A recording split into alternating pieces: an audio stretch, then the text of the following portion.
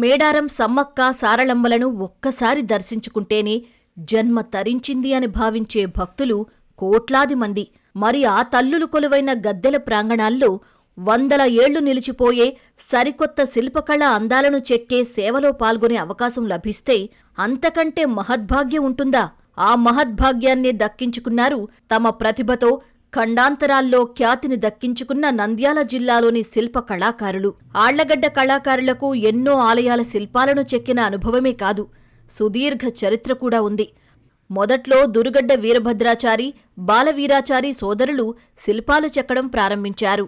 వారి బాటలోనే ప్రస్తుతం వందల మంది శిల్పులు ఆళ్లగడ్డలో శిల్పాలు చెక్కుతున్నారంటే అతిశయోక్తి కాదు.